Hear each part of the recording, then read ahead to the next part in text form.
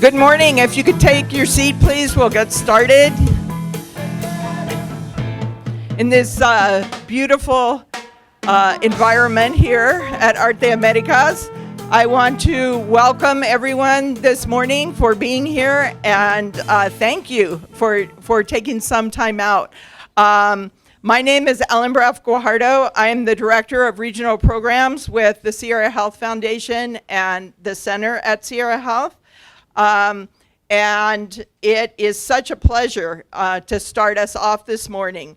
We've connected with many of you through partnerships through the San Joaquin Valley Health Fund, the Census research that we've done here in the San Joaquin Valley through the fund, and also other community engagement and partnership opportunities.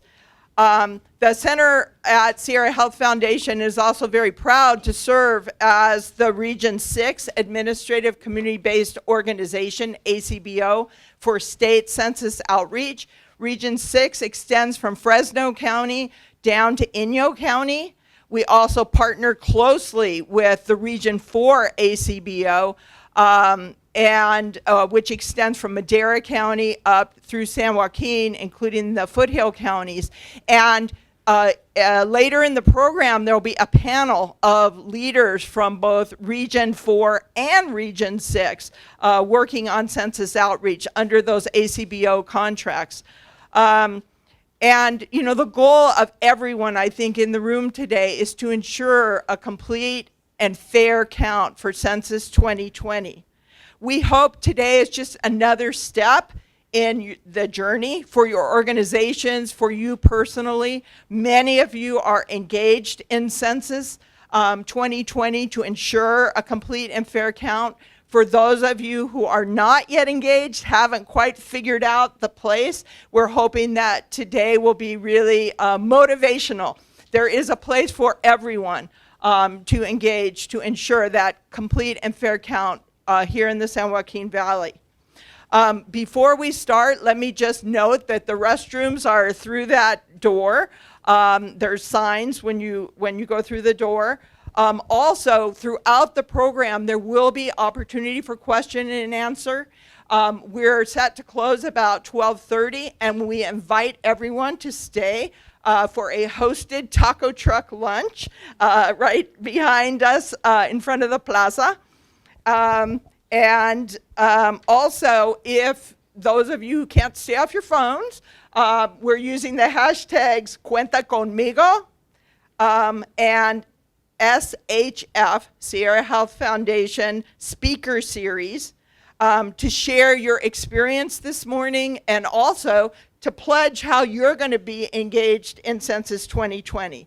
So with that very brief introduction and welcome, it's now my pleasure to introduce Chet Hewitt, the President and CEO of the Sierra Health Foundation and the Center, to make a few opening remarks and get us going. Thanks again so much for being here. Thank you so much, Ellen. Let me step around here and not trip. That would be embarrassing. Good morning, everyone. Excited to be back here in the Valley to launch this very important conversation about the Census 2020. And I know that you've all been hearing a lot about the census, and there's not all been good news, given the lack of resources we need to do it as effectively as we believe it should be done. And you know, some of the challenge we've had with things like questions on the census and other things as well, which I know you'll hear more about as well. I want to also say that the speaker series for us is a 10-year-old program at the foundation. We have brought speakers from around the country to talk to communities that we convene at the foundation on any number of issues, from criminal justice reform to opioid addiction and other things we know are really important to the health of communities that we invest in. And our work around the social determinants of health, which is why the census is important to us, is kind of a framework for doing that work. So what is the connection between the census and the social determinants of health? Well, the census is largely about resources, right? And those resources that come to communities are things that actually provide for housing and education and health care.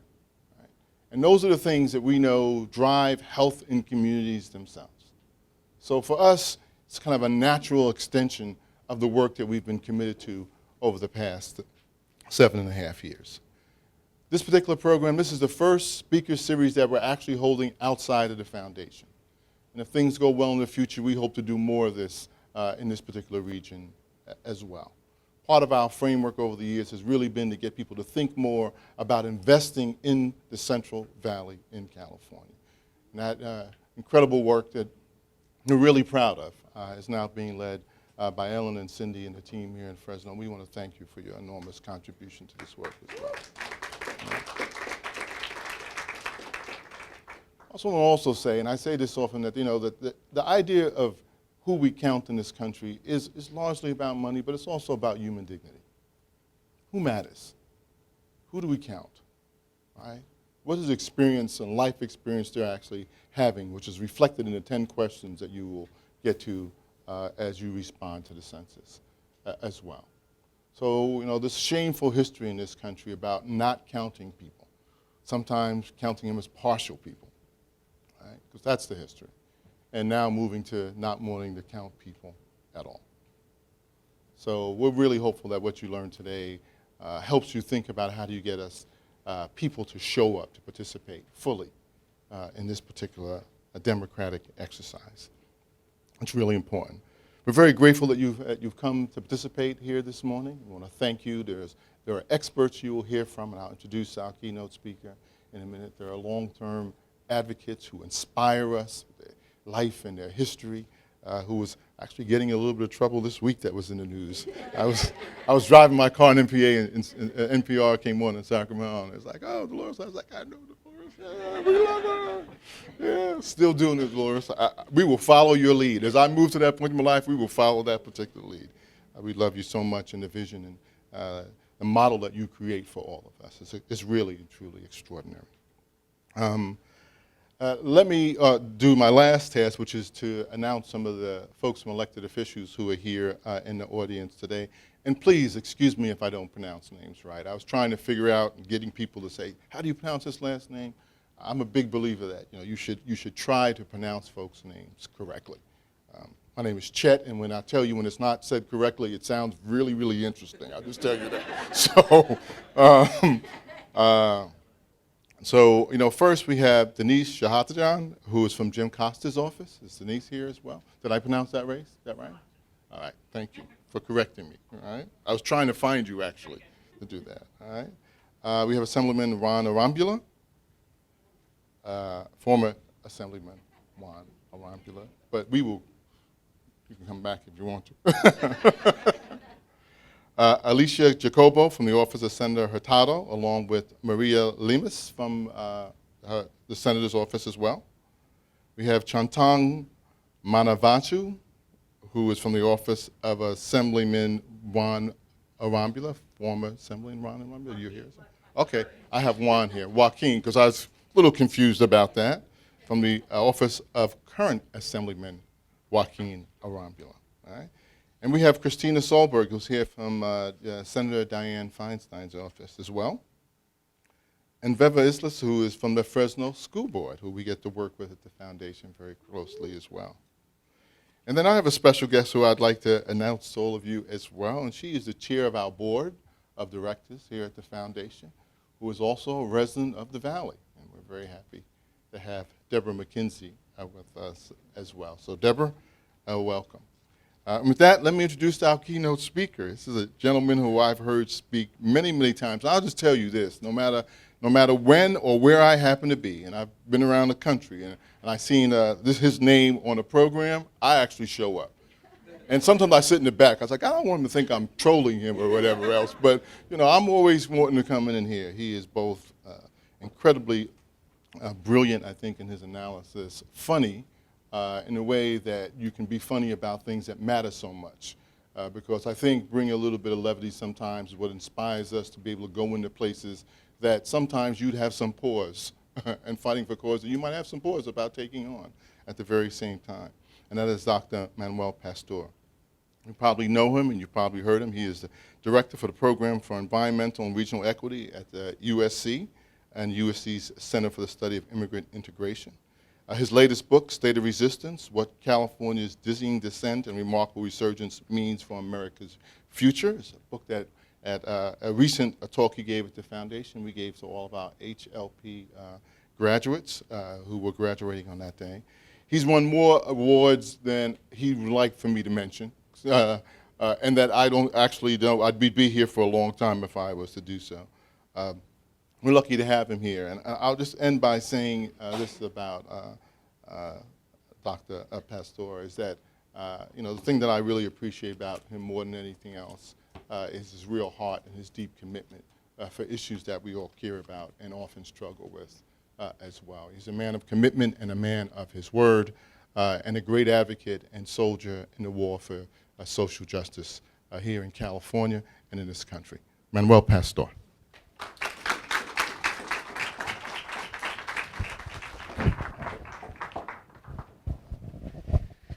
So let me thank you for that kind introduction and also for pronouncing my name correctly. And one way that it sometimes gets mispronounced and then kind of turned around is people go, oh, Pastor Manuel. And the fact that I dress in black will drive people to that as well. And then they start asking me for advice about spirituality, and we're definitely not in the same conversation. Yes, I do, as Chet said, go around the country and make a lot of people uncomfortable. Just a couple of weeks ago, I had a long conversation with a big crowd in Iowa about racism, it was a nearly all-white crowd. It was a pretty interesting conversation, but I think that's the kind of conversations we need to have. What I want to talk to you today a little bit about is why the census is so important, and I'm going to try to do this in some ways that are pretty quick so that we can interview an ex-felon, Dolores Huerta, fresh off a spell in the jail. So really excited about it. And I always like to let people know as I start talking, those of you who've heard me speak know this, that while I'm speaking, my voice might break or tire out a little bit. You might think that it's because I'm emotional being in Fresno. And of course, that is part of it. But it's actually that I've got a voice condition that's called spasmodic dysphonia, spasms around the voice box, which can cause your voice to break or tire out. This is true, it gets treated once a month, just yesterday with Botox, which is why I look so damn good. So, what I want to tell you about the census, and I think it's important to everyone in the United States. I certainly think that the census and getting a decent count is important to everyone in California. But I want to suggest to you that it's incredibly important here in Fresno and in the San Joaquin Valley for some fundamental reasons. One is that you are the heart of continuing demographic change in California, and we need to be able to track that and understand it. And in some ways, the Valley is the new California. It's where the kids are. It's where the population is still growing. It's where the future will be for the state. At the same time, you've got some of the most stressful economic conditions of any region in the United States, and certainly any region in California. And the idea that the count would come up short and then shortchange you from the resources that you need to be able to address those challenges, which are going to require more than resources. They're going to require challenging systems of power. They're going to require challenging the way in which decisions get made. But if you're doing all that in an atmosphere of scarcity, where you're not even getting the resources you're due just by the population, it's a challenge. You also have a population that's particularly hard to count because you have such a large group that's undocumented and a number of other reasons I'll get to. And we need to be clear. The census has done, not the census bureaucrats, but the administration at every point has made a choice to try to make the census less accurate. The reliance on the internet, a big problem. Obviously the citizenship question that Fear introduced, a big problem.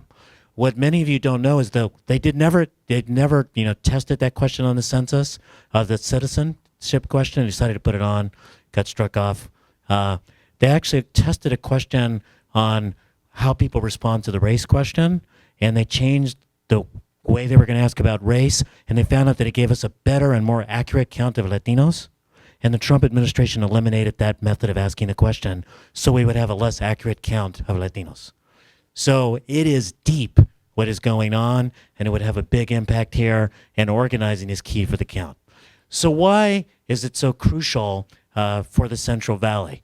So what this looks at is California, and you can see that in these bars are kind of where the population growth has been coming from.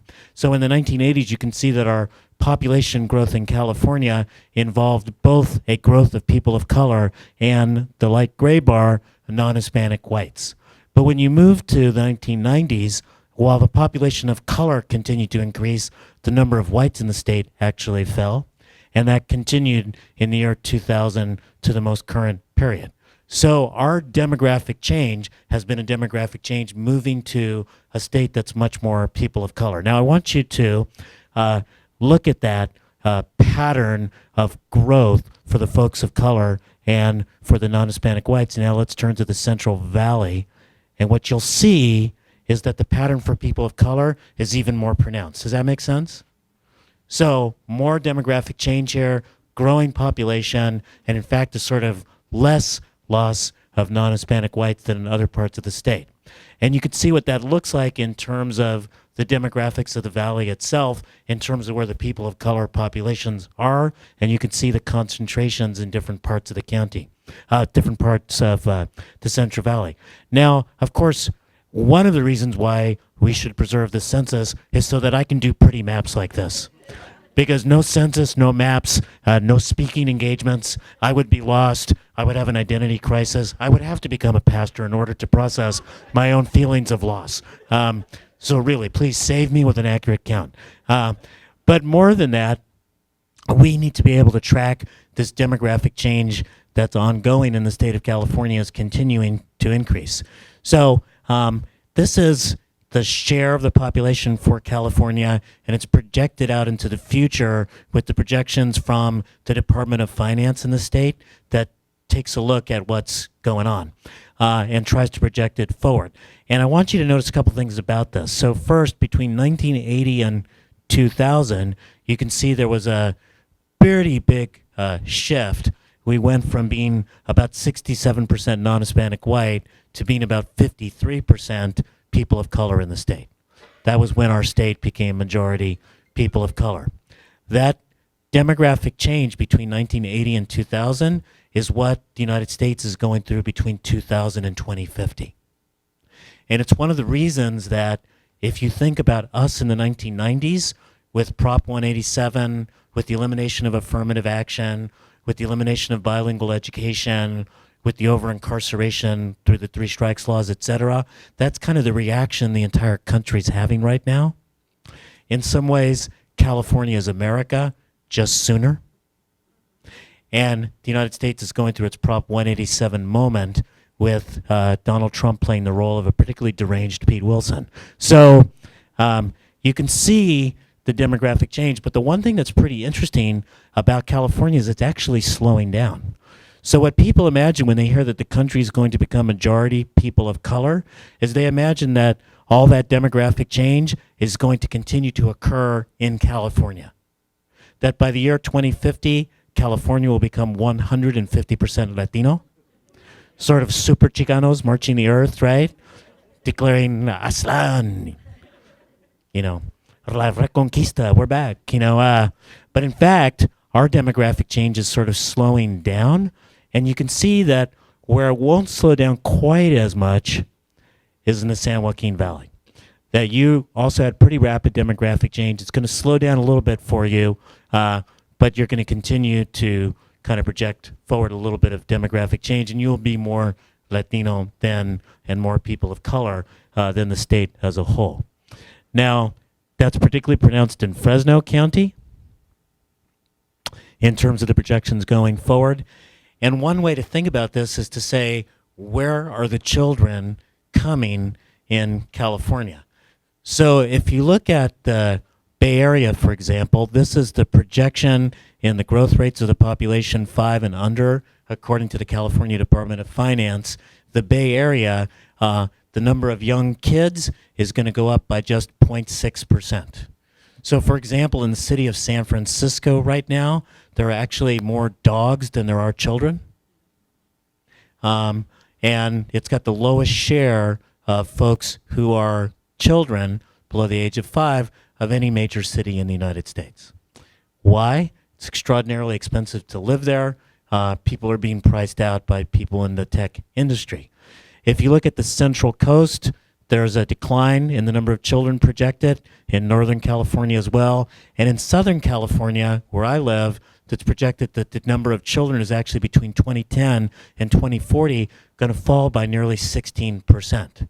And the reason for that is also very high housing prices and the way in which it's forcing families out of the region and moving into inland California. Where are the children going to be? Greater Sacramento and the San Joaquin Valley. So you are the place where the new California is being born and being raised. And I thought you were about to take a picture. Go ahead, Chad. Let me know. Okay, maybe a selfie?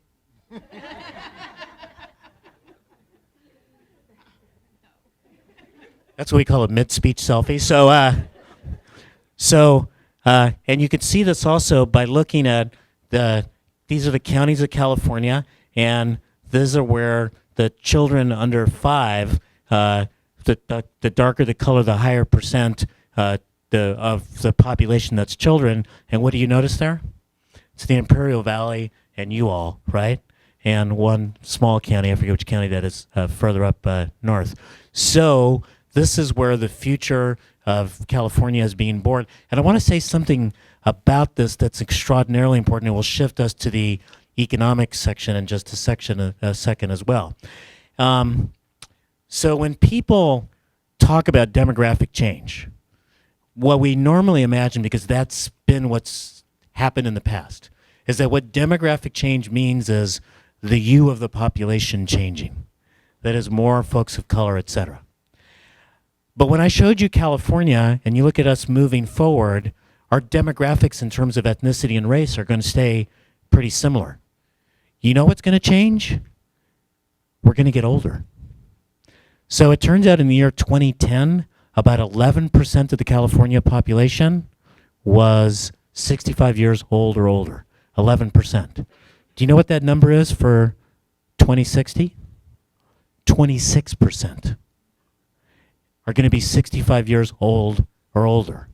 And over that period of time, it means that the so-called dependency ratio, that is how many older adults are relying on working age adults to pay Social Security and to kind of fund all the systems, that dependency ratio is going to go up by 60%. Now that's huge. And it means the following thing. How many of you have kids? How many of you would like your kids to do as well as you or better? Okay. How many of you would like your kids to do worse? Maybe just out of spite to teach them a lesson? I don't know. So you'd better hope that your kids do 60% better than you. And in fact, that everybody else's kids do 60% better than you, or we're not going to have a California that can sustain itself moving forward. And you can see here where the growth in children is going to be. This just drives it down a little bit more. And you can see a large number of these children in California are Latino, Black, API, as well as a quarter of the children being white. If you move to the Central Valley, even more of a Latino population. So I want to talk then about the economics that I just kind of went through, because if it is true that we need this growing youth population, all of us, to be as productive as possible, as well prepared for an economic future, as well prepared to participate civically as well, what are the conditions under which those children are growing up, particularly here in the San Joaquin Valley? So what this looks at is the total population that lives below the poverty level by race and ethnicity for the San Joaquin Valley. Those are the sort of bluish purple bars, and for California, the gray bars. And one of the things you'll notice two patterns there. First, for every ethnic group, the poverty rates are higher in the San Joaquin Valley than in California as a whole. The second thing you'll notice is that the poverty rates are twice as high for African Americans as they are for white kids, about twice as high Latino kids as well. Native Americans not faring well. The Asian Pacific Islander population also not faring well. That's for the entire population. Okay? Hold it in your head, the entire population. Let's turn to the population under the age of 5. That was like a wake-up moment. Someone called about it. So you can see here that 67% of black kids in the San Joaquin Valley are growing up below the poverty level. About 50% of Latino kids are growing up below the poverty level. About 36% of Asian Pacific Islander kids growing up below the poverty level. People often forget that the Asian population is bifurcated economically. Some groups doing really well, other groups really lagging, and so you can have median household incomes that are high, because median means the person in the middle for the Asian Pacific Islander population, but you can also have at the bottom of that distribution a lot of poor API Californians. So those are kids under 5. That means that the circumstances under which they're growing up are very difficult for people to be able to get ahead. This is folks living below 200% of the poverty level, what we call economically insecure. Fully 83% of black kids, 75% of Latino kids, 40% of white kids in Fresno County are growing up in an economically insecure household. Those are tough conditions, and this just shows you where the poverty is highest for kids, children who are 5 and under. It's a map of poverty, but I want to get to this. So how is the Valley doing? This looks at, by the way, can you tell that I like data and charts? Hopefully you like them too. Even if you don't, I don't care. You should, and I will tell stories to make it easier for those of you who are more narrative. But this is looking at 1994 to 1998, 2012 to 2016. These two periods are kind of comparable. They're like a couple of years after the end of the last recession, and they're a couple of years before beginning of the next one. Interesting. So what you're going to notice, let's look at first who really stands out is on the right-hand side, San Jose, Silicon Valley. You can see that what happened to median household income is it went up dramatically between the late 90s and the late teens or mid-teens. You can see that's true for the San Francisco Bay Area generally. San Diego's done pretty well because it's had a biotech industry, and that's really helped drive up median household income.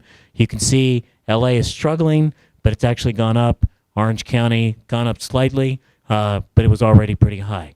Who slipped? Inland California. The Inland Empire, which is Riverside and San Bernardino, the Bakersfield, Kern County area, and Fresno all saw a decline in real median income. So it's not just that the income is unevenly distributed in the Fresno and Bakersfield areas, it's that the income has actually been slipping over time. The economic growth machine hasn't been delivering. And you can kind of take a look at this by also looking at the following. This is how people did at different points on the wage distribution for folks who are full-time year-round workers. So these are people who have a job, work the entire year, it's a full-time job, and we're asking the question, how did they do between 1980 and 2012, 2016? So person at the 90th percentile, 10% make more, 90% make less.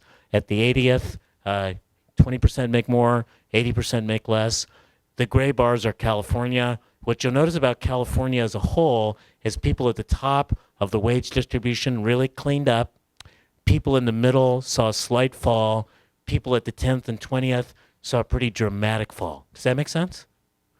But then when you look at Fresno, your top went up just a little bit, your middle collapsed, and your bottom fell as well. So significant economic challenges in the Fresno County area, and significant challenges in particular for people in the middle of the income distribution. And part of that, which is crucial to talk about, is the wage gap. Now, I want to be clear. This is not the only dimension of inequality. I do not know how many of you were following the news yesterday, but the Economic Policy Institute released a report that said that the CEOs of the top 100 companies in the United States saw their income, real income, adjusted for inflation, over the last 40 years rise by 940%. And the income of the median worker rose by 12% over that same period of time. Now, that doesn't have a lot to do with education, because I'm not assuming that they're 900% more educated now. And certainly, judging by the way they run the economy, it's not clear they're that much more productive. The 1% has definitely been able to run away from the rest. But below that, for most of us in the labor market, there's also been this sort of shifting returns to education. So back in 1979, if you had a postgraduate degree, you would make $16 an hour, since 1978, $16 an hour more than someone with less than a high school degree. So there was a return to being educated, but it was a return that seemed almost within bounds. When you look at the current data, there's a $31 gap. The gap has grown twice between someone with a postgraduate degree and someone with less than a high school degree. That is, those of us who've become educated have seen our premiums rise, and those who, like my dad, had a sixth grade education, if he was still alive, his actual income would actually be lower in the labor market. The only way we're going to address that, we need to change some of the rules of the game. That's going to require political power.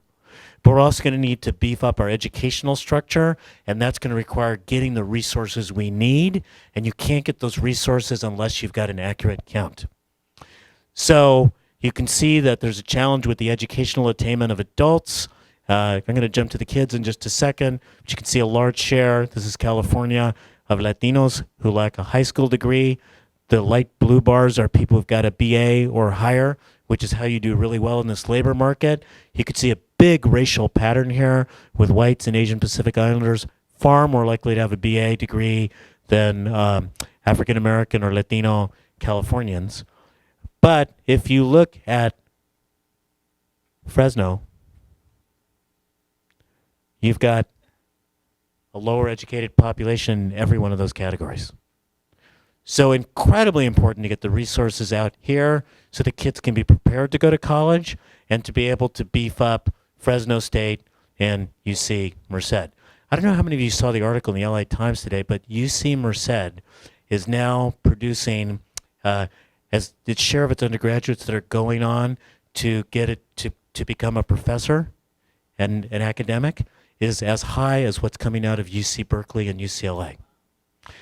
Because the undergraduates there are getting a chance to do research with the professors, because there's a small graduate program, so they're getting super prepared and ready. And this is a population that, compared to Berkeley and UCLA, is far more first generation, right? Far more people of color, at far more low income. So that's really a tremendous success story, but it can only be a success story if there's resources to make it happen.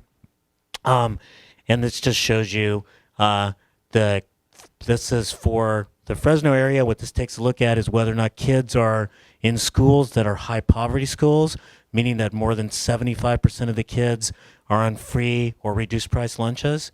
In the Fresno area, about a quarter of white kids are. That's actually pretty high relative to the state. In the state, only about 8% of white kids are in high poverty schools. But, oh wow, we're going to find out. Thank you, Samantha. Yeah, and we need to probably pop it open too.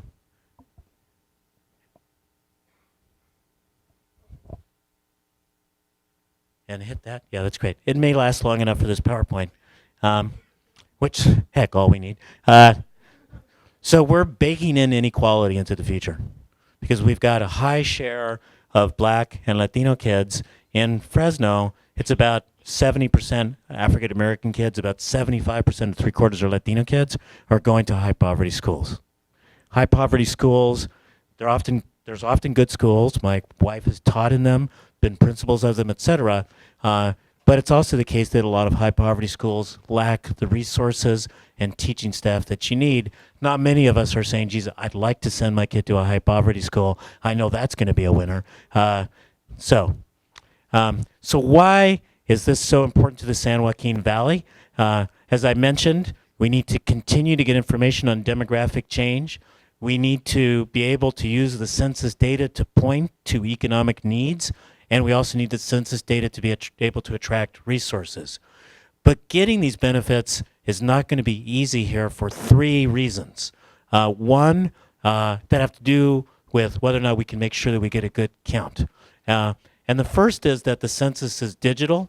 The second is that the housing stock is challenging. I'm so glad we've got Ed here, so I'm going to say like a word about this, and then later in Q&A, I will pretend that you asked me a question and have you speak for a while about the housing stock. And third, as we say in Spanish, con razón, with reason, there's great fear of the government. So first, this is, according to the most recent data, the share of households who lack high-speed internet, which is the main way that people are going to be able to fill out this form. And you can see that there remains in California, that's the blue bars, a digital divide by race, with African Americans and Latinos lacking access to high-speed internet in their home at a much higher rate than whites. But what do you notice about the San Joaquin Valley? Right, every category it's higher. So if the main first contact point with the census is, here's a, thing we mailed you, now go hop on the internet, like that's not going to work here. So it's going to require a lot more work to get people to places where they can use the internet and or to make sure that the paper forms get to them. Second thing, you've got very strained housing stock. You've got a lot of folks who live in units that are difficult for people to find, garages, camps, etc. This is just kind of one measure of that, of children under 5 living in rent-burdened households, people who really can barely afford the rent, and of course that's a little bit higher here. Wow, and I think we just lost power. So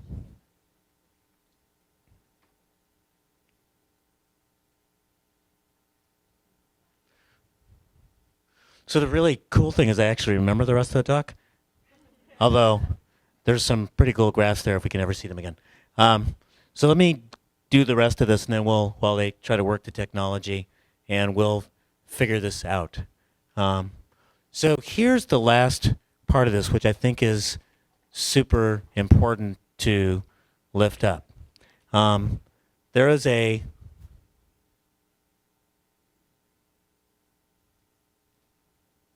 wow, that's way cool. You've got a large share of undocumented residents, partly because of agriculture, partly because of housing prices, but you've fully 20% of your population is either undocumented or lives in a mixed status household. Fully 20% of the Fresno County population is either undocumented or lives in a mixed status household. It's probably closer to 22%. They're going to be reluctant to fill out that form, particularly given all of the politics that's gone on around the citizenship question, all of the background around raids and deportation, and all of the fear of government. In focus groups around the state, when they're asking Latinos about whether or not they're interested in filling out the form, they don't explicitly mention citizenship. What they mention is privacy, that I don't really want to be giving my data to the government. Now, here's the weird thing, and maybe not weird to y'all, but when people think undocumented, what they imagine is someone who recently arrived for the harvest. They're going to be here for a little while. They're going to leave. If you don't count them, they're not like a permanent part. So, I mean, it's a bummer, but, it's not key. 70% of your undocumented population in Fresno has been here for longer than a decade. Deeply settled. So what this means is that that's a tremendous challenge with being able to make sure that you get an accurate count because of the fear of that population of surrendering some data to a government that it does not trust and that is trying every day to encourage that distrust. I don't know whether you saw this morning, the Trump administration is now seeking to overturn what was called the Flores ruling, which is the ruling that said you cannot hold migrant children for longer than 20 days. They want to make it so you can hold migrant children indefinitely with their families in prisons. The public charge rule just came out. All of these things make people fearful of answering questions that are going to be crucial to be able to get the resources to address their problems. So I want to suggest to you that what we need to do is to, there you go, there's that data. The other thing, this is really important, is like everywhere else in California, your immigrant population, when people think immigrant, they think Mexican immediately. This is your share of your ethnic of immigrants. The older immigrants, about people who arrived here 30 years ago, about 2/3 of them came from Mexico. But as you move to the more recent immigrants, it's less than 60% came from Mexico. Now it's a larger share from India, the Philippines, there's El Salvador, but then China, Iran, Thailand, Pakistan. What that means is that your outreach can't just be in Spanish. It's got to reach these other communities as well if you really want to reflect the immigrant community. So we need to organize to get the hard to count counted. We need to be making the argument that the new California is inland California, and the new California cannot be shortchanged on resources, because if it's shortchanged, that's going to impact all of California. If you don't get what you need for education, for social support, etc., that impacts the entire state. And then the final thing that I want to say is the following. And I'll try to do this in as 501c3 a way as possible. But no guarantees, Chad. Organizing for the census is a perfect opportunity to flex the community organizing muscle for a couple of different reasons. The way that you reach out and help people conquer their fears is exactly what we need to do to get people to conquer their fears of tackling big systems of power. Second, what you do to find people where they're hiding or where they're not easily found, it's what organizers need to do house meetings and to engage people. Here's the brilliant thing about the census too. It is time limited. And what that means is you can run a campaign and you can network with a lot of different people, and rather than being married to them, you're dating, right? So at the end of the campaign, you may work with 20 groups, and at the end of the campaign, you may say, those are the 10 groups I really want to continue working with. But there was a time where it kind of ended, and you don't have to work out everything with every group. You can figure out who's on the same page, how to organize civically, who wants to do the same kinds of work together in the future. And that's going to be important because after the census comes the November 2020 elections, in which a very important ballot measure, this is 501c3, schools and communities first is going to be on the ballot, and there'll be a lot of community organizing around that. And then after that comes redistricting. And redistricting is an opportunity for communities to put their voice in and figure out what the landscape of political power will look like after that. And then after that comes the policy changes that are going to need to happen. So this is a perfect opportunity to exercise the civic muscle that can then be deployed for social change, to not just bring the resources through the count, but to actually make the change that can count for the future of inland California. Thank you.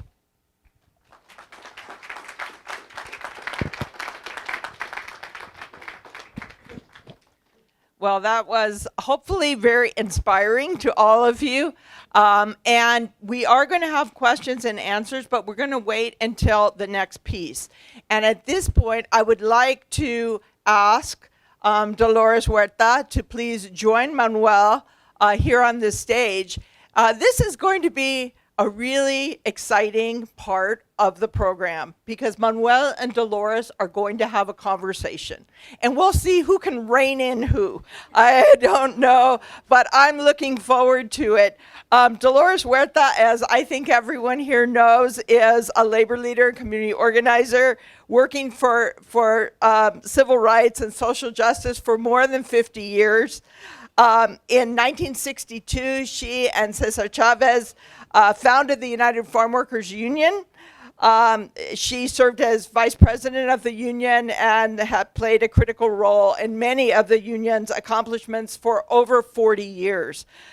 In 2002, Dolores founded the Dolores Huerta Foundation, and which connects in groundbreaking community-based organizing in both local, state, and national movements, and working for civil rights, infrastructure improvement, health access, education access, and just about everything you need to the conditions to have a healthy and lifestyle and opportunity to prosper.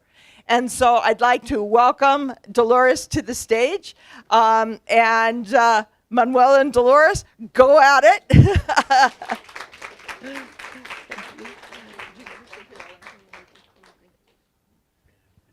Take that mic. So let's see if this is on. Can you bring it up just a little bit? Thanks. So, Dolores, qué placer. So I'm going to ask you questions. You can pretend to answer them, and then say whatever you want, which is I know what an organizer does. But I actually want to start by asking you a little bit about what struck you from what I presented, kind of resonated, and why are you so concerned with the census? Well, actually, we have been working with the Dolores Huerta Foundation. We have hired additional organizers that have been working for us for the last several months. And your talk about the census is exactly what we've been telling our organizers. And so we're actually already out there. I think the census is so critical. Back in 2010, for the last census, the Dolores Huerta Foundation, and we had a very small staff then, but we were actually able to get about 200 volunteers, and we knocked on 3,000 doors in one day. And then we went back to make sure that people filled their census. And I think that was very critical in terms of us getting an additional Senate seat, additional congressional seat in the Valley. And we know that the challenges are huge right now. In fact, our organizers reported to us as part of setting up House meetings, when they would call people and say, we want to talk to you about the census, people hung up. They hung up the phone on them. So it's even harder than what we think it's going to be. And I think the one word that we have to use over and over and over again is volunteers. We talk about organizing, but that's pretty general when you say organizing. You can organize your closet, or your kitchen. But here we have to talk. You haven't seen my closet, so yeah. But here we have to talk about organizing volunteers. And our plan that we have, and we're working like today. We've already started organizing. We had a great meeting in Carruthers, California the other day with one of our organizers, and we had over 70 people there. And their mandate to them is you have to organize volunteers in your neighborhood. Now, we know that's a very small community. And so we look at our largest cities, we look at Fresno, we look at Bakersfield, our cities in the Valley. We have to have neighborhood committees. And our plan is to get as many people as possible. We have this wonderful little card that one of our organizers came up with the idea, and it looks like a dollar bill. And so what we say to everybody is, you have to get counted because you will bring in $2,000 per person into your community. And if there's 4 of you in your home, that's 8,000. And if you think about 10 years, that's $80,000. And if you do not get counted, your community, your school is going to lose that money. You know, your hospital, you know, your infrastructure.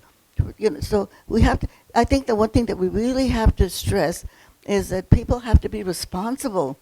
And we've got to make this such a huge campaign that if people don't get counted, they will feel super guilty. No, I think we really have to do that. And so we've got to make it patriotic. You know, we've got to make them know that they're not, they have to do it for themselves, but for their children and for their community. And I think we just have to saturate and make this such a big campaign.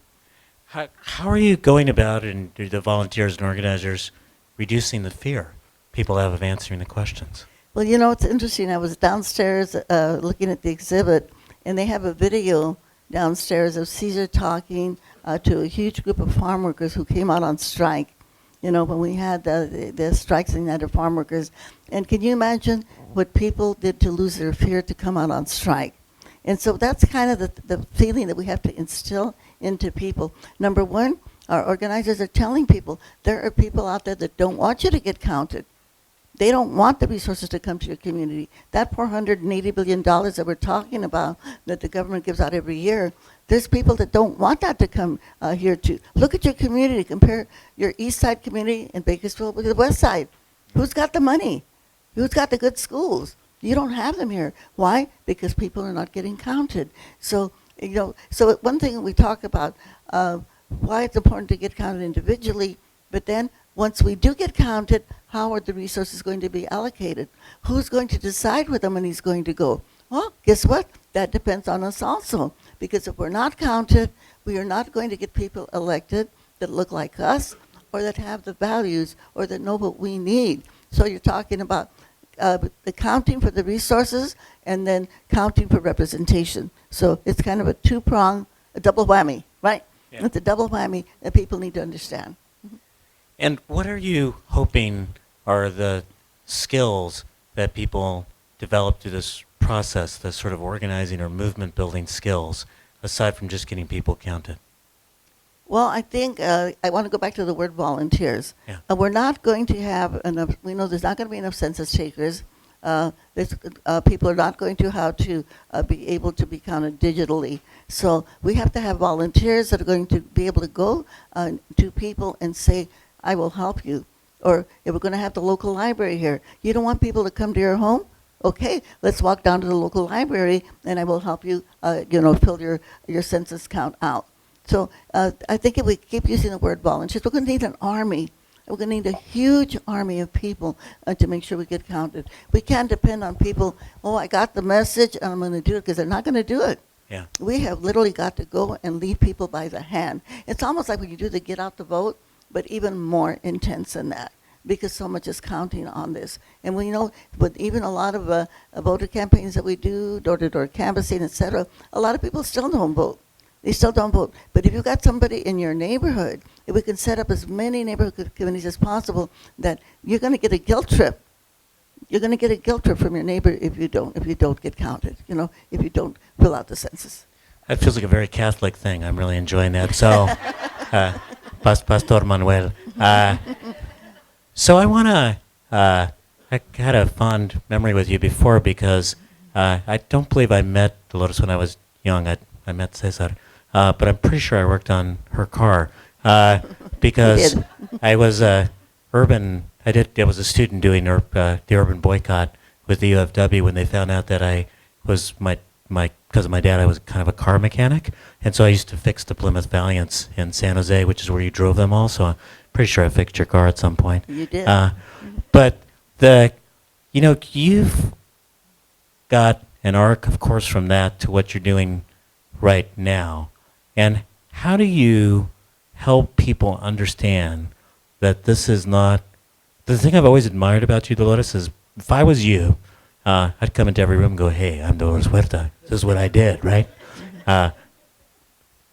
Se cree muy muy. But no, there's none of that. You're always on to the next thing. What's the next thing we need to do to bring justice forward? So as we bring volunteers in, what's the message about the next thing. We're not just doing this thing and then you get to go home, but this is training for the next thing. Well, the training, as you said before, it's the ultimate goal is civic engagement. It's about getting representation. The work that we're doing in the Dolores Huerta Foundation is once we organize people and they can understand how important it is for them to have the representation that they need, we get them to run for office. And so we've got our people sitting on school boards, recreation boards, city councils, water boards. It was interesting because recently when we finally got the Clean and Safe Water Act passed, who were opposing the Water Act? There was a lot of these little water boards. What about these water boards? Guess what? People don't even know they exist. Some of them haven't had elections for years. And people don't realize that they can get elected to that water board and make the decisions on the water rates, et cetera. When we got our people on the water board in Lamont, California, we found out that the people that were running that water board were from Texas. They weren't even from California. So one of the first things that we did when we got our people on the water board, we kicked out the Texas company, and it was the people took over their own water board, and they were able to save water rates because they didn't have to pay the middleman, which were the people from Texas. So that's kind of the next step. And as you mentioned when you spoke a moment ago, that the ultimate goal is to get people to take power in their communities, to realize that they can make the changes that they have to make. A lot of our work has been done on stopping the school to prison pipeline. I mean, we sued our current high school district because the expulsion rate of African American and Latino children was 2,500 kids in a year and a half. 2,500. We got that number down from 2,500 to 26. Wow. And the same thing up there in California City. The African American kids were pushed out, expelled 81%, 8 out of 10 African American kids. And we're finding the same thing is happening in other cities up there in the Antelope Valley. And this is happening in all of the state of California. So, I mean, especially the Central Valley. The Central Valley, 40% of the school districts that have the highest expulsion rates in the whole state are here in the Central Valley. These are our farm worker kids that you're talking about, the education issues right there. These are our kids that are being affected. And so what we do is we organize the parents so that they can confront the school districts. We're active in about 11 different school districts right now. And this is what we're doing. We get the parents and we get the students involved. And eventually, we have to take over the school boards. And we have to get our people on those school boards. So this has got to be the ultimate result of the census and the organizing work that we do. It's empowering people and finding those natural leaders in the community. They're not your usual leaders. They're like many of our leaders don't speak good English. Yeah. They speak very broken Spanish. They insist that all of the meanings be translated into Spanish so they can understand them. But this is a civic action at work, empowerment of communities at work, growing the leadership that we need in each community. And how have the educational institutions been involved, or how can they be involved? Because I know that with work we've done in Los Angeles, if you want to reach parents through the schools, you can get them to do stuff that they would not normally do because they feel a responsibility for the kids, and they may not trust the police or trust the city government, but they trust the teachers and the principals that they know. Is there a way to get schools involved in this too? Well, again, I think in some instances we can do that. In some instances it's very difficult. And I'm saying because there's an implicit bias, as you may know. Like in the current high school district, only 18% of the teachers are teachers of color. 82% are Anglo teachers, and they recruit from places like Oklahoma and Arkansas, and people that don't really have a lot of racial disparity in terms of their histories. So I think that's kind of difficult. But I think the way we have to change this in the Central Valley is from the top down. We've got to take over the school boards. We've got to insist that they start bringing in education about the ethnic history of the immigrants that came to this country. And I always like to say, remind people who built the White House of the Congress. It was African slaves. They built the White House and the Congress, and the contributions of so many immigrants, including people from all the ones that you mentioned, from India, from China, from the Philippines, from Japan, that really built the infrastructure of the United States of America. And if we can get this into our school systems, starting with kindergarten, then I think we can start erasing some of that racial bias. And you know, the other scary thing, we talk about the whole United States of America, only 2% of the teachers in the United States, only 2% happen to be Latinos. And when you think about California browning, we think of the United States as browning, and we don't have the teachers there that can talk about, what the contributions are of people of color. I was at a conference in Austin, Texas, a 3-day conference on racism at the LBJ Museum, Library, I guess, in Austin, Texas. And I think we have to do that everywhere. We've got to somehow say to our educational leaders, have a conference on racism. We've got to start attacking it. We talk about the guns and the violence, but racism is the root of this. When somehow people think that someone be a different color, a different religion, that somehow you can kill them because they're different than what you are. All of our religions do that. If every single parish, every single constituency can say, if you don't get counted, we're going to lose this money for our community. So I think we've got to saturate. It's something like that. We had an epidemic of whatever. And if you don't do this, they're all going to get killed, right? I mean, it's got to be, to me, it's that level, of knowledge that people have to have, that level of understanding. Because we know one thing, if people do not understand, they do not act. Yeah. And if they do not understand, they're not going to take action on it. So we've got to get people to understand how important it is. We've got to get people in to understand that they have to take action. And then they also have to not only take action for themselves, but also get out there and get people to volunteer, to talk to their neighbors and knock on the doors and make people, and then help people that are illiterate or undocumented, whatever, that they could come out to help fill out the census form. And just one other thing too, we have to really tell people, number one, no question, no citizenship question. The other thing though, that if anybody divulges any information on the census, they can go to jail for 5 years, and they can get a $250,000 fine. So if people know that, then I think that gives them some security that they can be counted and they can be safe. And also that the census information cannot be shared with anybody. And we have copies of these cards here. People would like to take a copy of them, and please feel free. This is a commitment card. A commitment card, I will be counted. And we shouldn't think that we have to wait until February. We have to start like tomorrow to start talking to people about the census, because it's going to take that much time to make people understand how important it is. And so by February, hopefully, we will be in shape. Dolores Huerta, organizer. Right.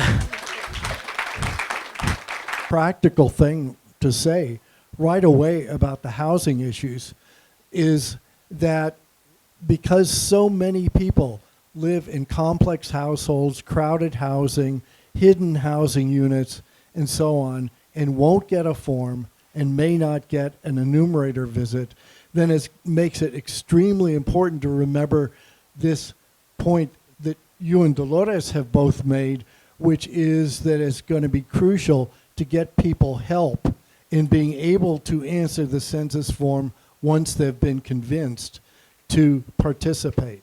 It's not so easy to answer when you don't get invited to participate in the census, or when you get a visit when you're not at home and there's a weird postcard saying, did you remember to fill out the form? So I think the strategic thing for me that's really important is that's got to happen. Meanwhile, I think the other thing is that one of the things we've been excited about is the idea that the community-based networks who are doing outreach can also commit to problem solving, so that when someone doesn't get a form or when an enumerator doesn't come to their house, then they have someone to help them when they complain about not being left out, so that the community networks that Sierra Health and ACBO4 are doing can help both in responding and in solving these structural problems with the Census Bureau, so that people get a chance to respond. So, Great. 1 out of 5 San Joaquin Valley households are problematic that way, very close to your 20% with mixed status households. Yeah. So let's take the mic over there for a comment, or Could I make a comment on that? Sure. Yeah, again, going back to that concept of having as many neighborhoods, I'm going to use the word over and over again, neighborhood volunteer committees. Neighborhood volunteer committees. The more neighborhood volunteers committees that we can form, get 2 or 3 or 4 people in a neighborhood, and if there's an apartment building in the neighborhood, meet with the person who runs the apartment building, ask them, will you be able to help us on the census? Find a couple of people in the building that will go around and get everybody committed that they will sign a card. I commit that I will be counted, you know? And that they will help the people get counted. I know in some of the voter outreach work that I've done, when you come to a building, I remember in LA coming to a building, there was a woman in a wheelchair. And she said, what are you doing? We're getting people here to vote. Don't worry, I'll make sure that they all vote. She said, and she committed herself, and she formed a committee. And there must have been a couple 100 people in one of these great big apartment buildings. She got everybody in that place to vote. And so those are the kind of people. In every neighborhood, you have somebody who's unemployed, somebody who was pushed out of school, somebody who may be partially disabled, but they can still talk, or they can phone, or they can knock on a door. And so these are the people that we have to find, and as many of them as we can find, because it's going to take an army, because you know what? This is a war. This is a war against those people that do not want us to get counted, about the people that want us to be invisible. They want us to be invisible. They don't want us to get the resources that we need. They don't want us to get the representation that we need. So again, think of how many in our faith communities, in all of our communities, how many volunteer neighborhood organizations can we build in our city here at Fresno, in our county, I should say. great. So we have a great panel that's coming up too. So let's pick up one more question, and I'll say a closing thing, and then we'll move. Ed, maybe Dolores will move. Thank you. Dr. Lucia Vasquez, I serve on the school board in Visalia as well. And I had 2 things. One, exactly what you're saying. Research shows that people will listen to you when you're doing Get Out the Vote. The closer you are to their zip code, the farther away that you get from their zip code, then the least effect you have. So that idea of the neighborhood and somebody you know and somebody you trust.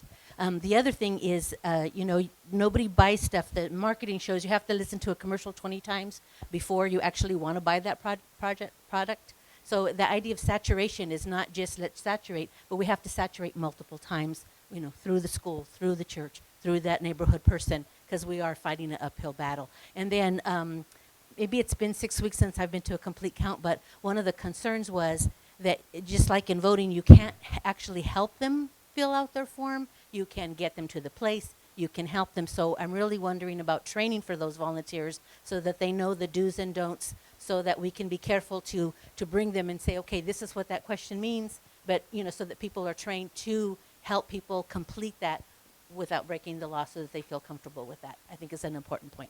Great point. I think Ellen has a comment on that. Yeah, thank you. As I said, we are the ACBO for Region 4, Region 6, and we work closely with ACBO Region 4 that you'll hear from some of their leadership in a moment.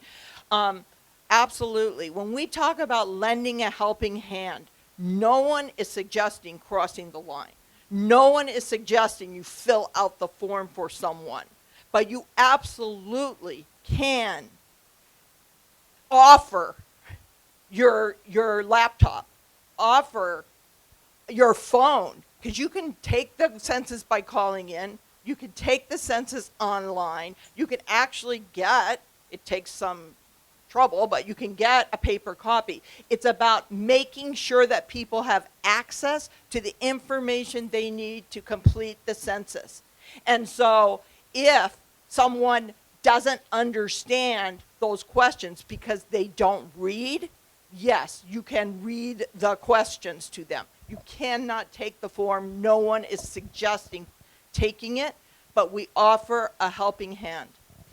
So, and there will be trainings throughout the valley, through all of the partners involved in census outreach, through the ACBOs, through Sierra Health Foundation and the center.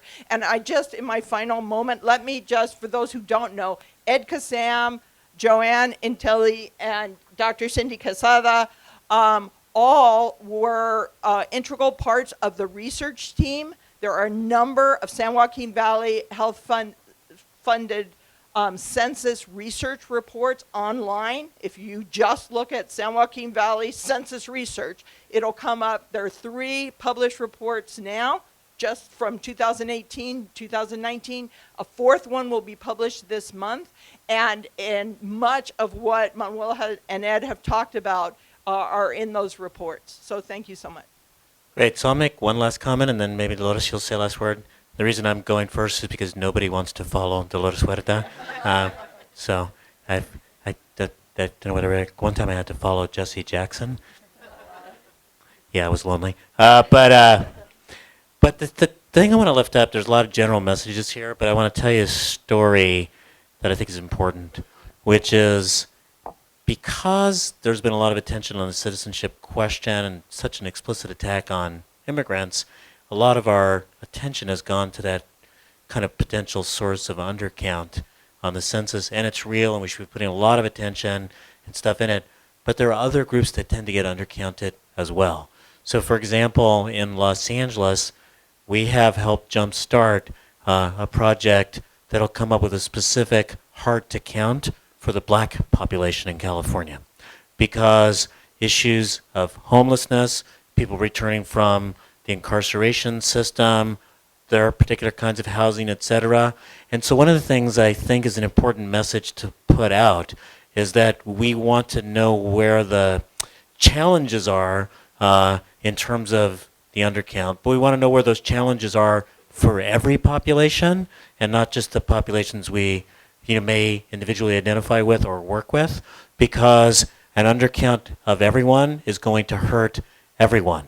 So I really want to make sure that in the, you've got a huge undocumented population, huge Latino population, lots of attention there, makes lots of sense, but you've got a significant black population which has historically been undercounted, and it runs the risk of being undercounted again. Native American population, an Asian population which is quite diverse, will make it very difficult to do kind of outreach, et cetera. It's a challenge. And so making sure that everyone gets counted is making sure everyone gets counted and paid attention to.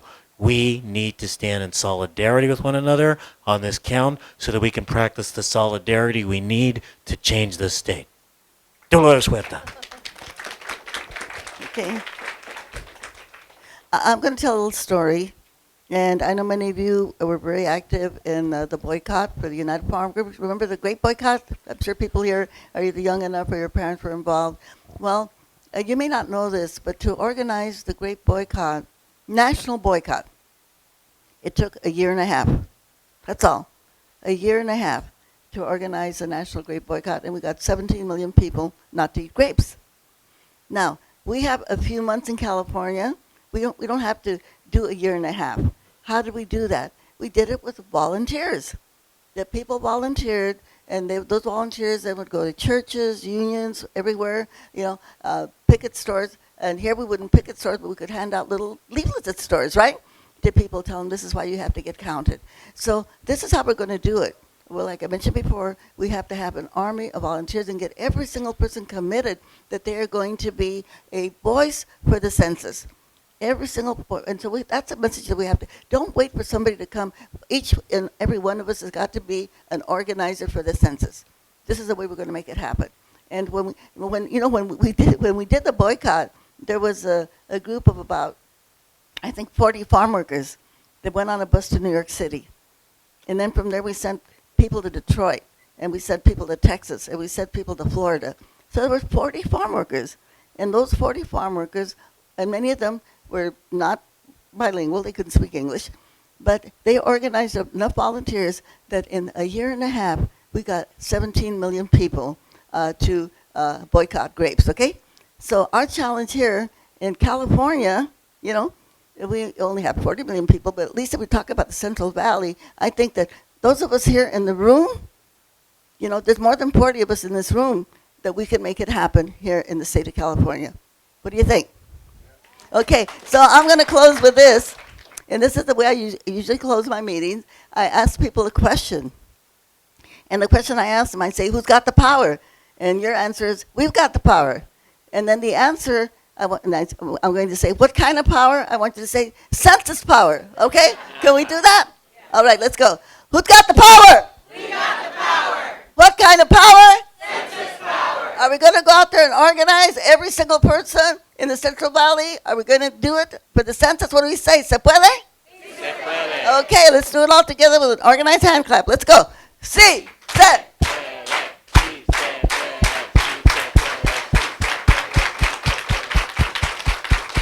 All right. Muchas gracias. Thank you very much. We're going to go out there and do it. Thank you. Thank you. you. Thank you. Okay, Chad, now you get to follow. Let's thank Manuel and Dolores one more time. Thank you, Dolores. En la banda rebelde, en la banda rebelde que cantaré porque Little somos furniture rearranging, and I'm going to call to join me on the stage Pablo Rodriguez.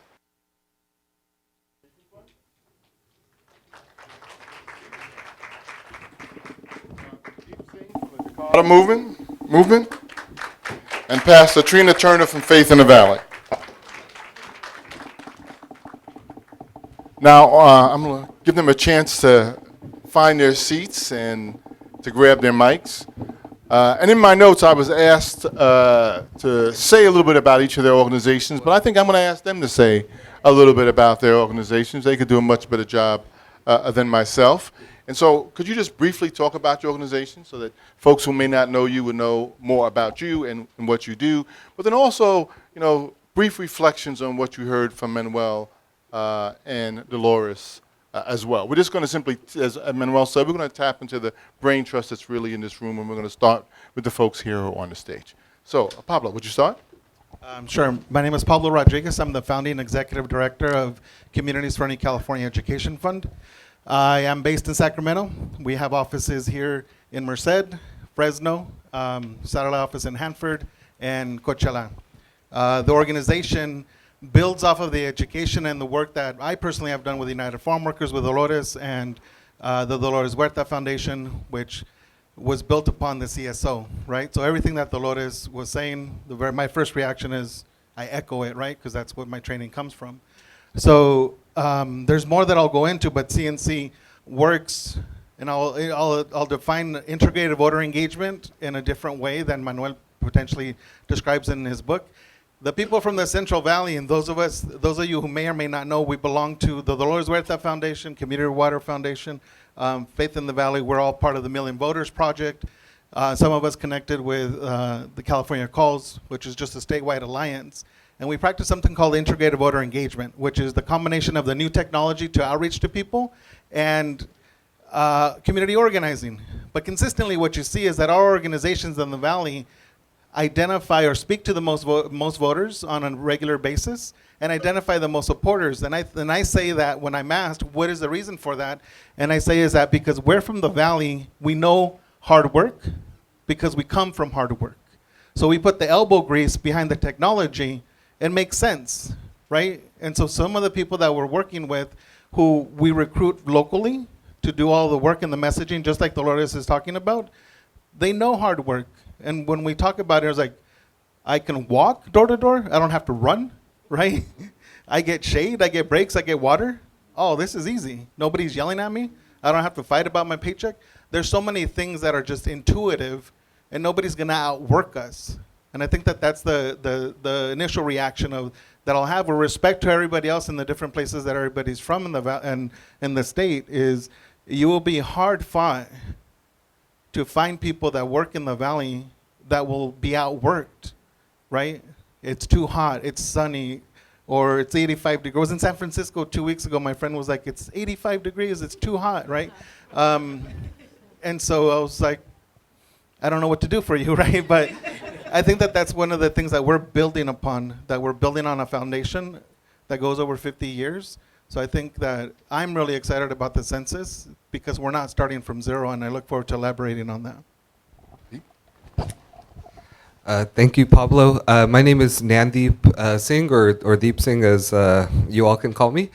I work with the Jakara movement. I'm the current executive director. And really, we work specifically in this area, in the 12 counties from Kern all the way up to Sutter, as well as parts of the Bay Area as well. We work primarily in the Punjabi Sikh community on really around youth organizing. We're on 57 high school campuses across the state, as well as 15 CSU and UC campuses. And I mean, really, it's unleashing that sort of new potential, that sort of new energy, especially of that new California that Dr. Pastor sort of highlighted. I'll get to share a little bit more about the work as we go on, but I think one sort of reflection I had, and to specifically underscore that it's much more in the book than maybe what came out even during the lecture, was really also to underscore that demographics is not destiny. That while we see these trends happening in the San Joaquin Valley, we see these trends happening in California, this takes work. What becomes of it, what happens of it, that is for us to decide. And the census is an opportunity for us to flex new muscles, to build new relationships, and to build new power. But what we do with that, what becomes of that will be decided long after 2020. And that's why this conversation is a critical starting place, but it definitely won't be the ending place. Pastor. Good afternoon. First of all, I'm so elated to be here and excited to work with my partners in ACBO for both Region 4 and 6. My name's Pastor Trena Turner, or Trena Turner Pastor. I'm the executive director for Faith in the Valley, and Faith in the Valley, we operate in 5 counties here in our beautiful Central Valley in Kern County, Fresno, Merced, Stanislaus, and San Joaquin. And really I'm pumped up about Census because we fully see it. Faith in the Valley, we work primarily in multi-faith spaces. And so we're in areas, congregations, mosques, temples, etc., throughout the 5 counties. We work there and in community spaces, educating people all along about year-round civic engagement. And we see Census as a perfect on-ramp to what we already do. And so we're already in the community. We're not afraid of reaching out to individuals going into some of the hard-to-count areas because we're already there and we're looking to expand upon that, and just super excited about all of the challenges that are presented, because for the individuals that we're talking to, it's almost bringing them more confidence and emboldening them to say, no, we're not going to be undercounted, we're going to show up. So even being here in Fresno these last couple of days, I met with some folk in some areas that I never thought I would find myself in, and it was exciting. And I got to tell you, there are a lot of people that's been in the shadows, not on the front radar, that is ready to not only show up to be counted, but also to follow through with some of the schools and communities first. When there was an old baseball movie that talked about if you build it, they'll come, and I'm seeing similarities that if you reach out to people, they will respond when they understand what it means for them and their communities. So yeah, we're looking forward to Census. I'll share more later. Let me go back. Let me thank you for your opening remarks and sharing a little bit about yourself and your work. I'll go back to you, Pablo. You talked about folks in the Valley not being outworked, right? That there is like a long history and a kind of a cultural orientation to putting the time, the commitment, the energy it takes to fight for issues around the health and well-being of their particular communities. But as you think about moving beyond the kind of dominant theme that has surrounded the census, which really been about fear, right? How are you thinking about attacking that issue so that folks understand that within the census there's a heck of a lot of opportunity, as opposed to just simply being concerned about what responding to the census may mean for them, their families, or their communities as well? Thank you for that question. I think it's important to restate again that we are not starting from zero. Mm-hmm. There are organizations that have been working to combine technology, right? Especially, and I'll use CNC, my organization, as an example. For the last 10 years, we've been building a database of supportive voters and non-voters, right, in the areas where we work. And so when we're building upon this, and the reason that, and I failed to state that CNC Education Fund, along with Faith in Action, are the ACBOs for Region 4. So that's 10 counties, San Joaquin County down to Madera County, and then east to the California-Nevada border. So the reason that I convened everybody immediately after the election, and I said, we need to do this, I said, when we overlay the low and moderate propensity voters who we are already working with, who we've been working with, it's the same census tracts that are hard to count. It's the same folks, it's the same families. So that's number one, right?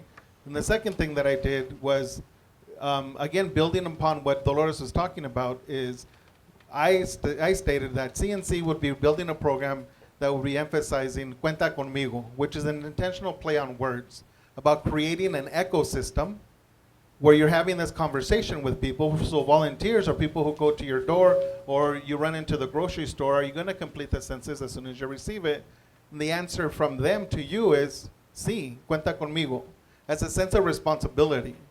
But the responsibility goes both ways, because at that time, we were unsure if there was going to be a census question.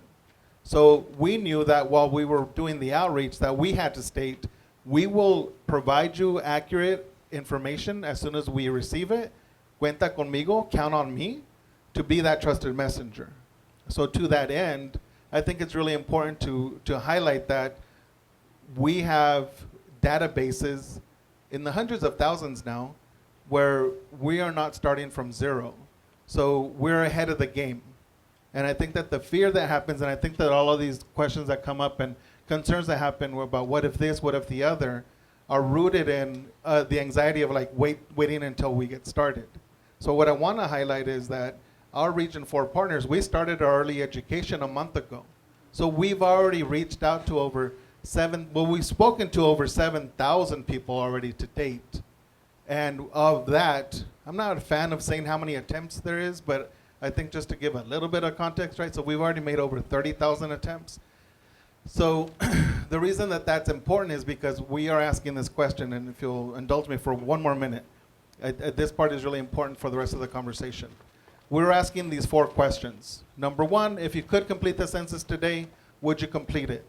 But the answers are strong yes, lean yes, undecided, lean no, strong no.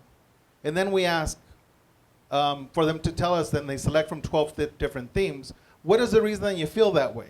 So there's 5 themes on the positive, which consistently people have been saying it's my civic duty because I've been paying attention to the national news. There's 7 themes that are on the negative that are important, and primarily it's I don't know what the census is, I've never completed it before, what's my information, is my information going to be safe, right?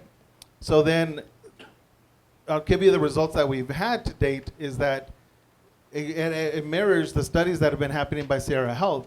Their first study, when you go online, showed that 84% of the people who were asked or surveyed said, yes, I'm planning to complete the census. That was followed by Faith in the Valley's work that showed over the same numbers, right? Yes. And then CNC, and Pastor Trena will be able to talk about that. But with CNC, because again, we're working based off of relationships that we've already had, we are experiencing a 94% support rate. Of those, 84% are saying strong yes, I plan to complete the census. 10% are I'm leaning yes, right? And then when you disaggregate that between voters and non-registered voters and residents, including those that are undocumented, that number does go down. But we're finding that 72% of the people that we're speaking to who are not registered or undocumented are saying strong yes, I'm going to complete it. And similarly, 11% lean yes. So the follow-up to that question is, what language do you prefer to be spoken or contacted in? So we collect the correct language of all these languages that were referred to by Manuel, right? We collect their cell phone and email addresses, and we're having over 50% opt-in rate for cell phones and email addresses, right? And so then we would just advise them, and this is going to Dolores' point, on the social pressure, is that we will be studying this, we will be back, but know that we're here because your precinct was one of the lowest in participation. So that's why we're here. We can count on you to complete or change that, right? Yeah. So I think that that's a lot way to go from the positive, because we've already started the work, and those numbers of over 80% and 90% is a lot to be able to build upon. And I'll stop here, but I feel like there's an opportunity that Ellen talked about, us handing people tablets when we go door to door, or the three-way phone calls that we can do to connect people in real time to the 800 line when we actually start the self-response period. That there's a lot of positive that we can do immediately in real time and know that people are completing the census instead of hoping that they do. We will be there or on the phone with them in real time. And thank you, Pablo, for kind of setting that particular frame. I think it's really important. I think we know that people have started already, even before resources have been made fully available. Folks are actually doing the work in communities as well, and really need to be commended for that as well. I hear as you think about this, the notion of pre-existing relationships. That these are folks you have been working with. You're not showing up for the first time for a single issue, and that gives you a level of trust and authenticity with some of the communities that we're working in, the hard-to-count communities in particular. I want to move to Nandi, because one of the things you talked about was demographics.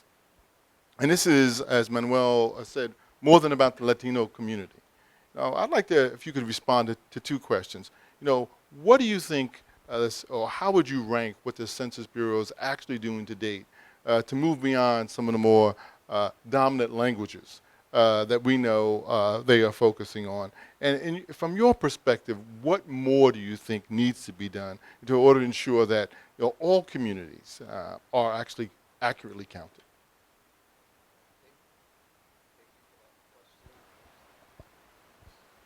Switch mics. Thank you for that question, Chet.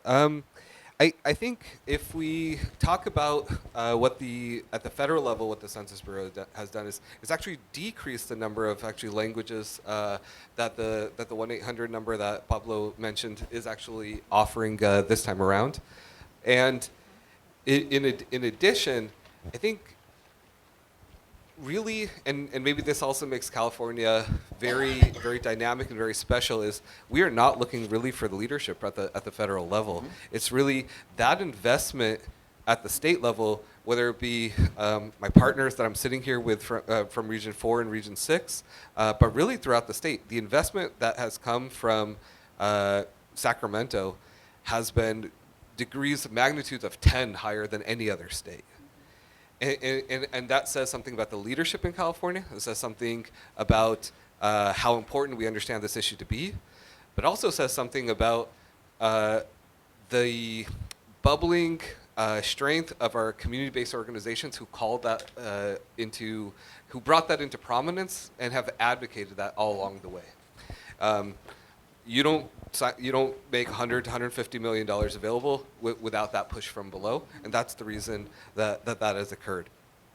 In terms of what will we see from the federal level of the Census Bureau, like I said, I just don't see the leadership necessarily coming from there when too much of the news from there has actually been to try to depress the count.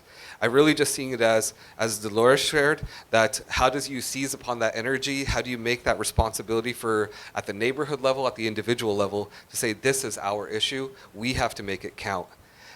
In terms of increasing and making sure all communities count, Ed has been mentioned a number of times already, but Ed has especially highlighted indigenous languages especially that are becoming increasingly important. Whether that completely is captured in the current data sets, probably not. I can talk to you in terms of in the Punjabi community. Here you've had a language that has been in the Central Valley for over 100 years, but it wasn't until late 2017 that the census ever reported it.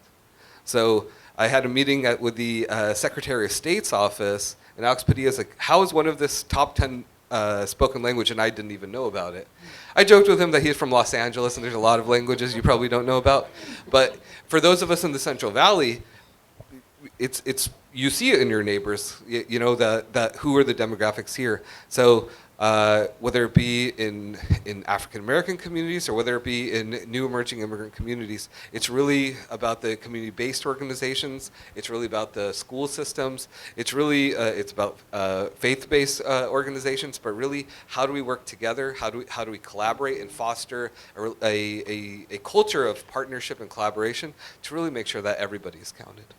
And we all know in this room that, as you mentioned, and indeed that, you know, the investments of California, which are impressive when you think about what's happening around the country, really is the end result of a lot of advocacy. I personally don't think we would have gotten there. It's not like the political system just, you know, magically or without real push and some pressure decided that this was important enough to invest. So I think that the level of participation on the part of communities has made a difference. Pastor Turner, I want to turn to you because you know, we talked a lot about, you know, connections to communities and authenticity, and we're not starting from zero here. I think, Pablo, I really want to thank you for talking about that or reminding us of that fact. Because I think that hope springs from the fact that this is, you know, a part of the struggle that we've been engaged in, not the beginning, and as you said, Nandeep, it's not the end either, because there's clearly much, much more work to do. But I want to move beyond the way that we typically think about resources, which is really about, you know, money and communications to large communications firms and other things. And I say that not to say that that's not important. We know how important that is, but I think we also know that is not enough, right? So, Pastor Turner, when you think about resources and the point that Dolores made about volunteers, about organizing, you know, people, around allowing people to find their own power and to internalize why this is really important, not just because of what we say, but because they feel like they have a real stake in the outcome. Can you talk about what you think people should be doing and saying to communities so that they can find their way to that place? It makes organizing easier and more productive.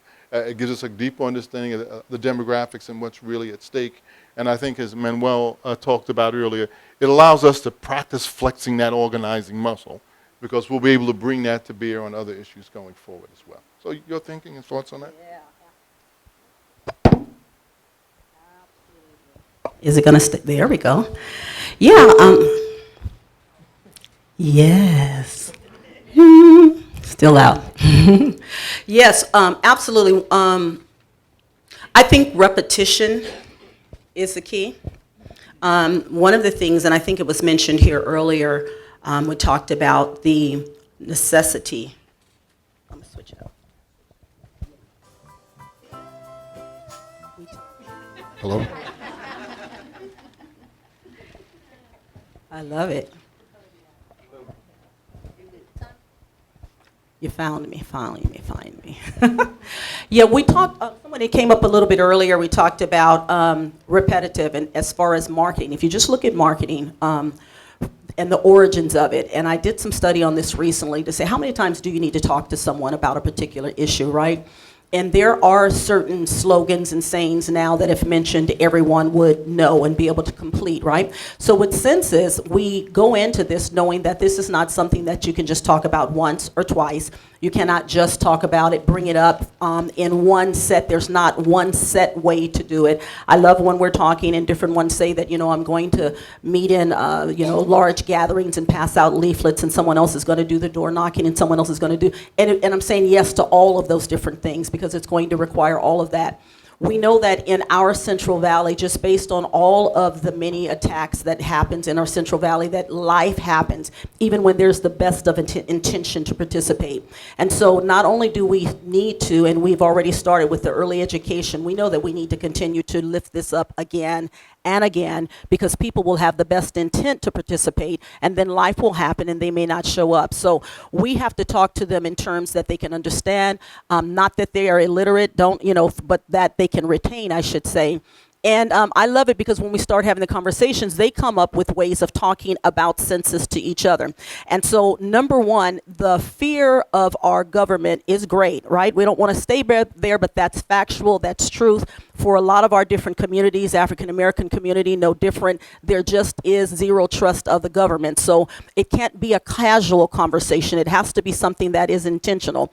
And with the government, already our communities believe they've already been forgotten. They don't care what they say. We're not gonna see a difference. Census has been around for a long time and I've not seen money up to this point. You know, so they come at it from somewhat of a cynical perspective, and we understand why. So we have to deal with all of those things.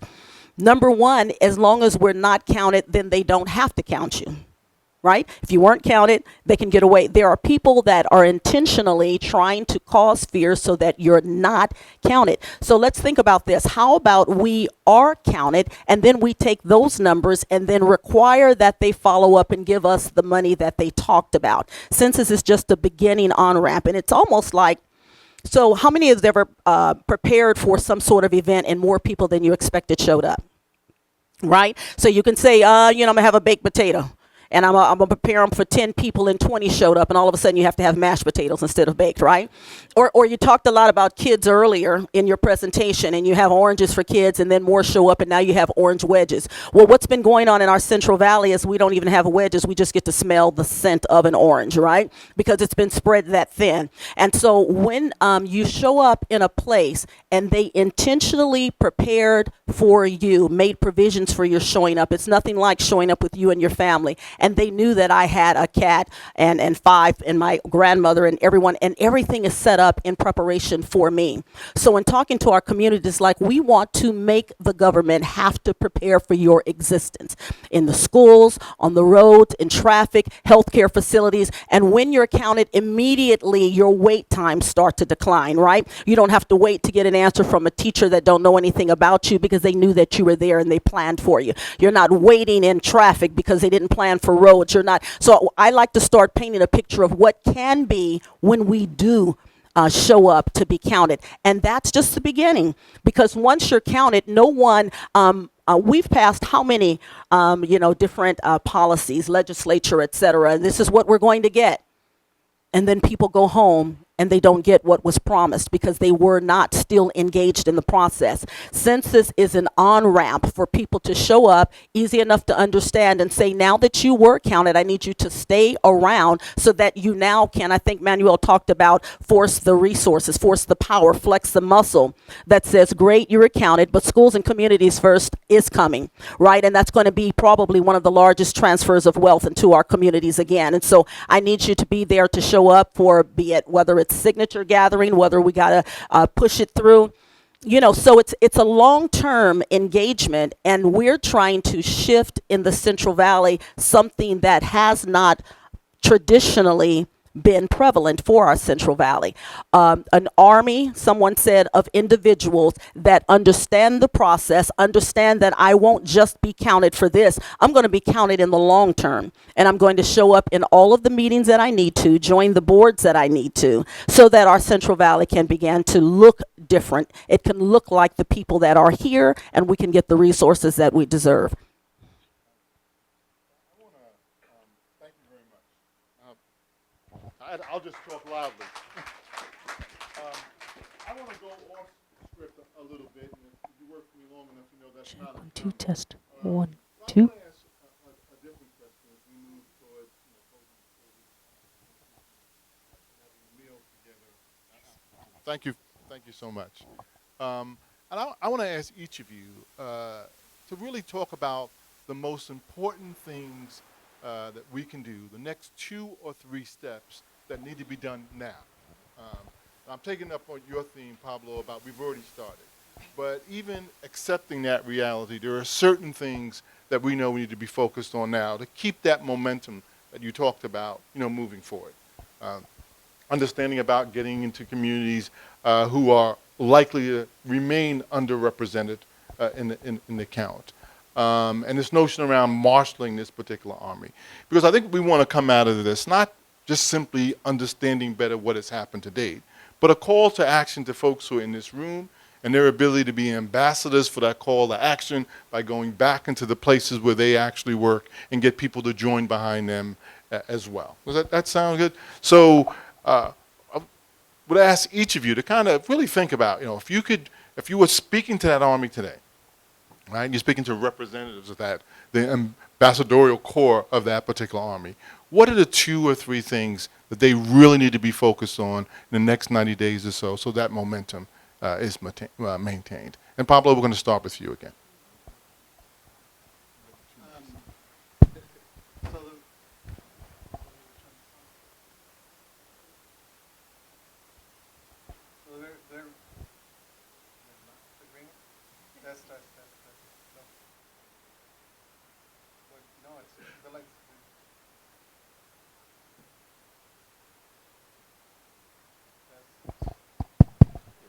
Okay.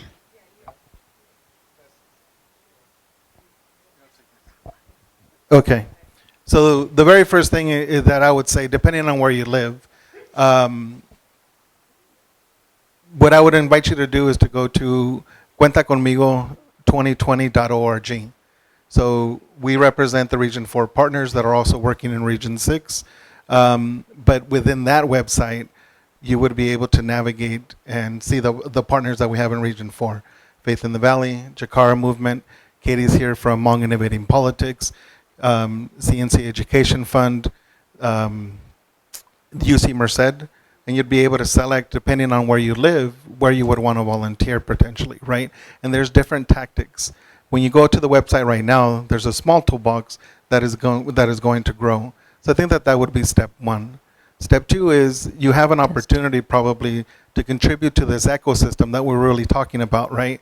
There's this ecosystem that of participation that can start at your place of worship, and very likely because of the network of Faith in the Valley, it won't be that hard to be able to be connected, right? Other than that, there's also this really an impressive ecosystem that's happening in the county of Fresno. And the example that I'm going to give is the person that you've been seeing running back and forth, Ome, has been one of the people that was worked for CNC, who has led canvassing, who has an expertise, right?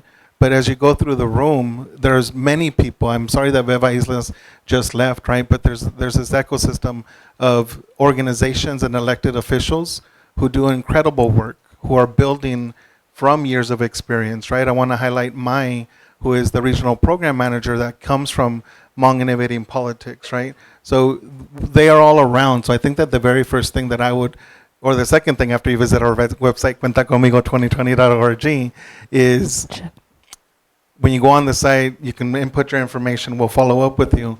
But just having that conversation with your neighbor, because you never know what network that they are connected with or who they may know. We have monthly membership meetings here at CNC Education Fund. The next one is coming up on the 28th. Our organizers, Pedro Imelda Ramirez and Pedro Navarro Cruz, if you guys want to raise your hands, are our organizers, right? And our meeting is happening on the 28th. There's always something happening in Fresno. It's easy as long as you start talking about it, talk about it with your neighbors, talking about it with your family, and somebody's going to know somebody, whether it be the person running the board like Ome or somebody in the audience right now. That's what my immediate advice would be. Thank you. Andy? So I'm about to say something a bit contradictory as well, building a little bit about what Pablo's saying, but also going in a slightly different direction too. So look who's there. Whoever is showing an interest in with regards to the census, leverage those strengths, build on that community, find new collaborations, build new partnerships. But also look who's not there, because that's an opportunity to raise new voices, not merely try to represent for another, but actually get them to show up and be at the table themselves. So I think immediately, as Pablo just shared, there's a whole ecosystem. There's a whole networking of active things that are going on. Mai's running up and down the state. The state team is doing their part in terms of trying to harness and bring people together. The ACBOs, those that have been given the contracts, are doing theirs. But it really starts at the neighborhood level, at the street level, at the block level, at the apartment complex level.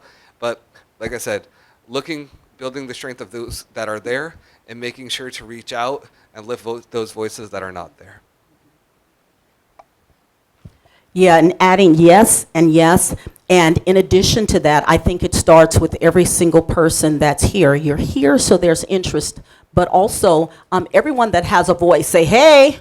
Hey. You see, some didn't do it already, and this is what might happen in Census. I'm going to say again because it's an easy thing. Everyone that has a voice that's here, say, hey. Hey. Yeah, so because you have a voice, I think we run into so many people, all of what they said. And in addition to that, if you're waiting for someone else to do it, let's say I play a different role, some of it is just as simple as opening up your mouth, using your voice. This morning I left from the Doubletree Hotel, right? Room by myself, but walking out, I met one of the workers that was cleaning the rooms, the person that I checked out with, At the gas station, I met someone coming in through here. You know, I joined up with, then, of course, people that knew about Census. But if you think about your day and every single person you come in contact with, tell them that the census is coming. How many Game of Throners out there, right? Winter is coming, right? The census is coming, and you can play a role. And based on all of the information you keep hearing, you are armed with enough information to counter any concern that they may have, right? They'll go to jail if they tell your secrets, right? If it falls into the right hands. This will count. $2,000 per person, $80,000 for a family. You have enough fact and detail that you don't need another sheet of paper. You don't need another document. You can start talking to every single person, every back to school night. Any open comments? Yes, I have something I'd like to share. Well, who are you? I'm just Sister Me from Fresno City, you know, and this is what to me, the other thing that we can do right now is to start talking, not just in these meetings. This is like preaching to the choir when we come here. We are census fans. But when you go out there, start telling them, go onto the website. The website is fabulous. The information that Sierra Health and others have put together is amazing. But to me, it's what's going to make the difference if we don't wait for someone else to do it. It's the homegrown, something that you wake up or in the middle of your shower think, I can do it this way. Do that. Go with it. Use your voice to make a difference. That's where the neighborhood entities will start to get together and say that let's do this thing together at Panera Bread or wherever else the case may be. And be loud about it, unapologetic about it, because we want to be counted. We're expecting that this is something that has never happened before. Each time we say we want everyone counted. But this time we're pulling out all of the stops, and you can make a difference just using your voice in addition to all of the other things. Let's thank this particular panel. You know, and I'll just summarize what I heard, because we are kind of officially deputizing you as ambassadors. I know you've been doing lots of work already, and so we'll acknowledge that, but more work to be done. You know, Pablo's comments, just to highlight, underscore one, which is really, there's a lot of resources out there. Use what's out there. You're not starting from zero. Go to the website. And really work to make it happen. Nandip's comments around, you know, be aware of who's in the room, but also be conscious about who's not there as well. Inviting people in and kind of building, expanding that network is clearly important. And then Pastor Trena, let's not wait for the media. You have to be the media, right? You have to be in your own personal way. You have got to be the media and stop and talk to folks and encourage them. You have the information you need, because it's going to take kind of a personal appeal to folks to really maximize, you know, the goal of having everyone counted as well. Lots of hope and talent and great ideas in this room. Let's thank Manuel Pastor, Dolores Huerta, Pablo Rodriguez, Nandip Singh, and Pastor Trena for their comments today. And we will close. We have a few minutes for questions and answers. I take instructions well. I'm always looking around the room. And so if there's a few questions for the panelists, we can actually make that happen before we break for lunch.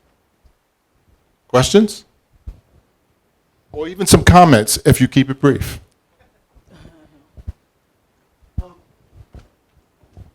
A pointed question.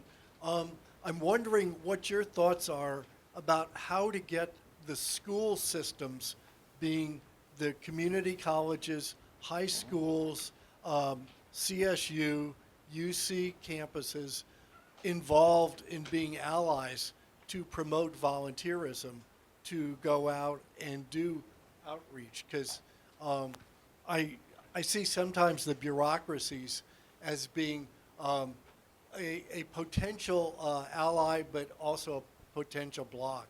So your thoughts about how exactly to do that organizing would be real helpful. Sure. I'll share some brief thoughts. Yeah, I guess I got to put my school board turban on for this. Well, one is that there are actually some great collaborations already happening in Region 4, Stanislaus State. The sociology department has said, we have 600 majors, those that are majoring in sociology. We want to figure out with you how to do service learning hours and actually put them out into the community. And as Pablo has highlighted, let's start even at Stan State, because actually the area in that sort of specific area in Turlock is a vastly hard to count region. In terms of what does the bureaucracy look like, so in Central Unified, where I'm currently a trustee member, you see that, how do I say it, in closed session, it's like banging your head because there's just a lot of people that don't get it. How does one bring that to the forefront? We're going to need community support. We need people at the front of the dais in terms of parents, in terms of community members, saying this is actually important. In Central Unified, where I am, especially in West Fresno, almost every single track is actually a hard to count track. So it's going to take a real sort of community effort in terms of where you see it is actually at the teacher level. There's actually a plethora of support. Where you see those that wanting to, at least I have seen the hesitation is actually at the administration level. So how does one break that down? There's a real opportunity there, just like the relationships being forged at Stan State. It may just at this point have been that we haven't been, that one came to our lap.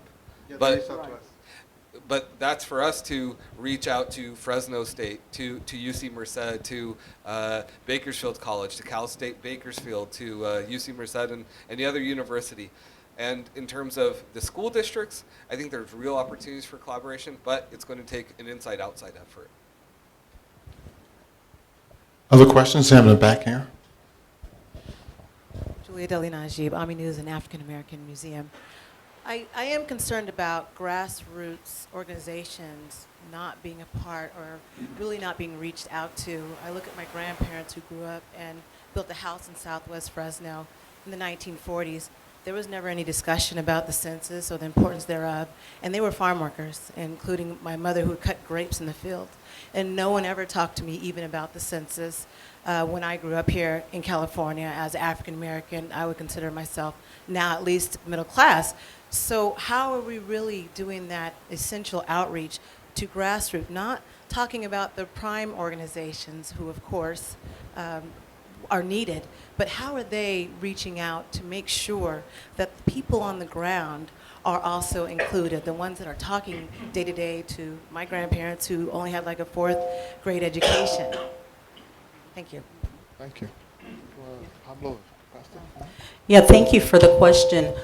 This is where I think we need everyone's help, because we have a plan where we know where we are and where we are thin in areas. So, for example, for Faith in the Valley, we primarily work through faith spaces, understanding all of the individuals that we need to reach out aren't there, but that's what we can bring to the table.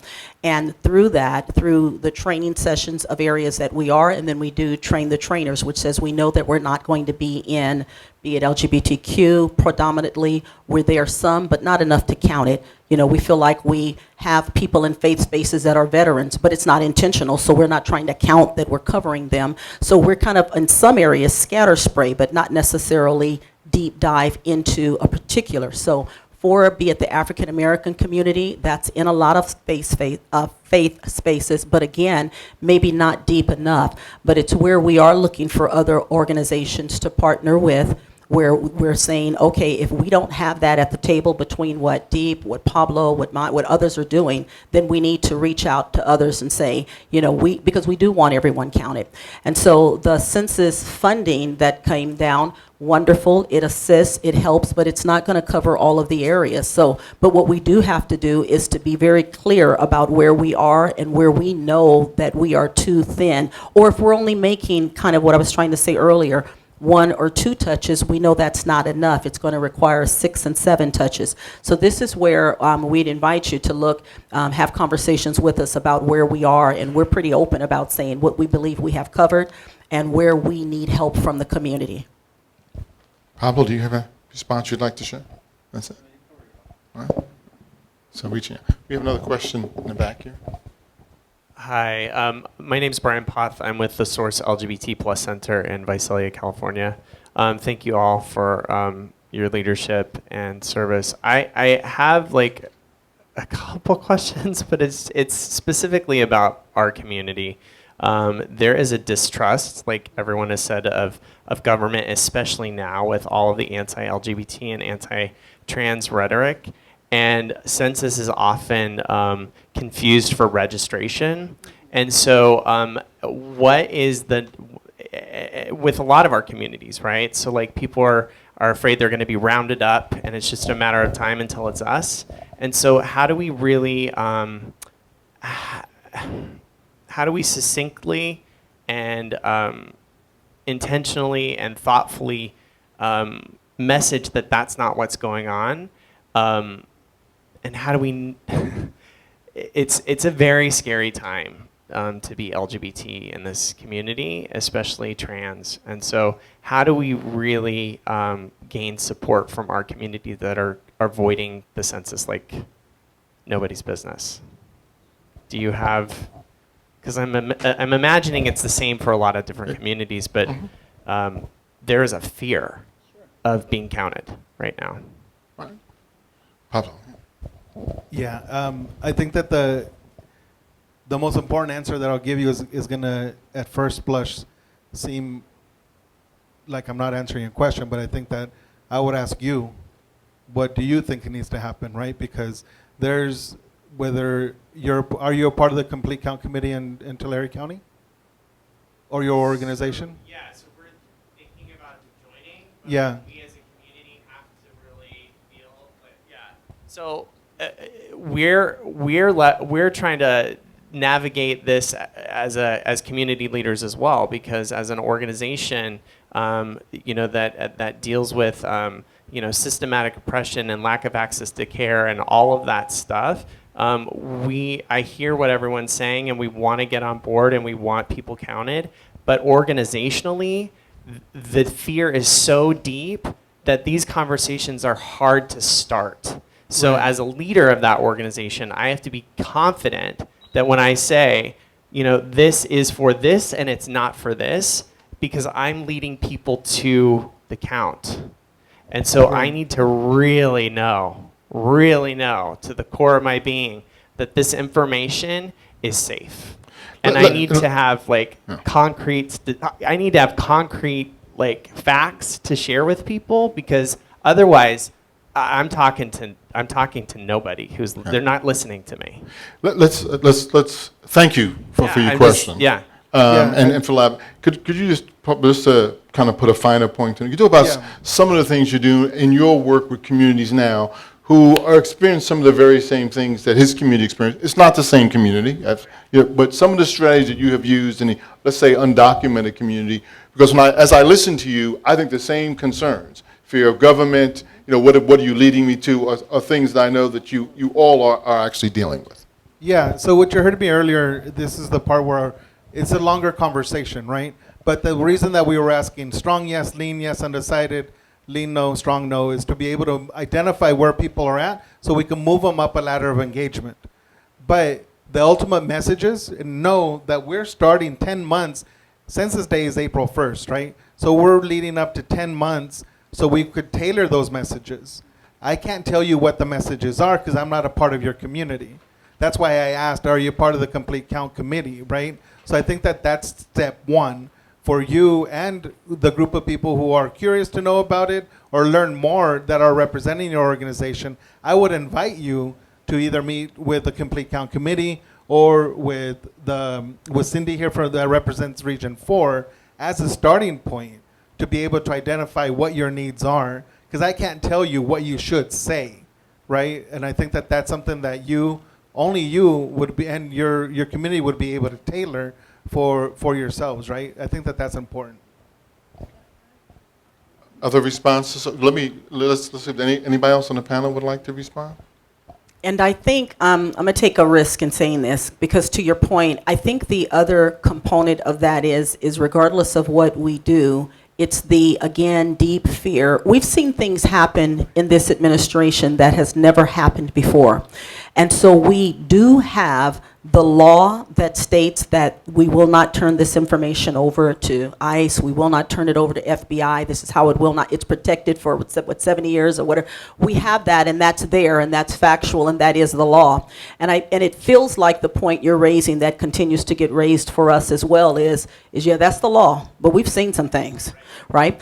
And I recall months and months and months back, I got a chance to have this same conversation with Ditas early on that said, okay, which is, you know, whatever her title is for the census, that says, what about the abnormalities that we've seen, the differences in what's law and what they still do? How do you, and she said, there's no real answer for that other than you have to weigh what's important for you. What will it cost your community to continue to not be counted as opposed to, and everyone's going to have to weigh that risk. The bottom line is everyone's going to have to weigh that risk for themselves and their families. That says, will we stand together as a new us to say that we're all coming out to be counted, to show up out of the shadows, and you're going to have to deal with the new hordes, the masses that truly are here in the Central Valley? Or will we stand alone and continue to stay in the shadows and just say the risk is not worth it? Because we all will pay, regardless, we will all benefit, or we will all pay because of our not being counted. So,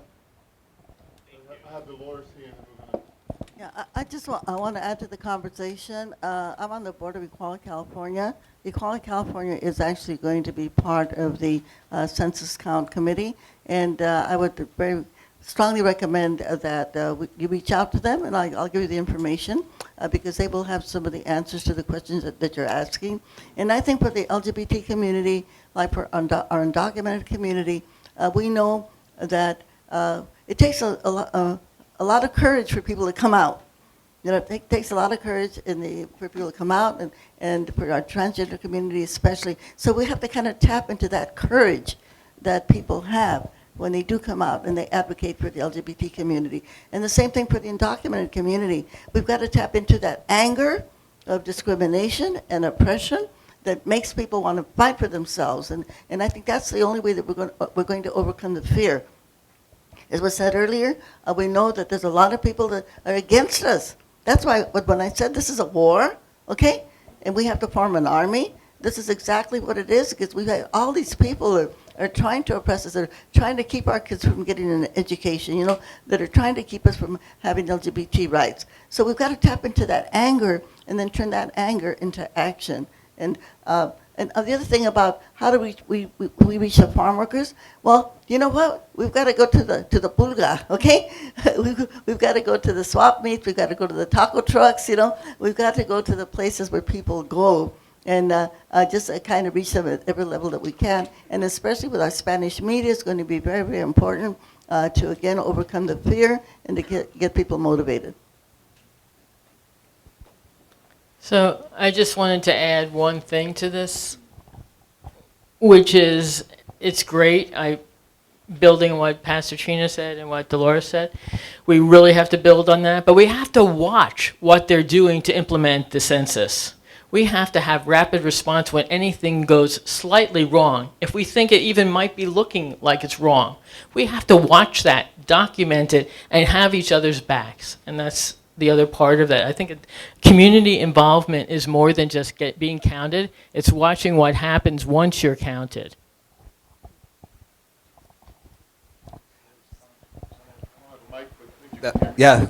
I just want to just underscore the point that Pastor Trena as well as Dolores made, that so the reality is, if we look at history, whether that be in 1940, there have been consequences, especially for the Japanese community, and that's a history that we can't hide from.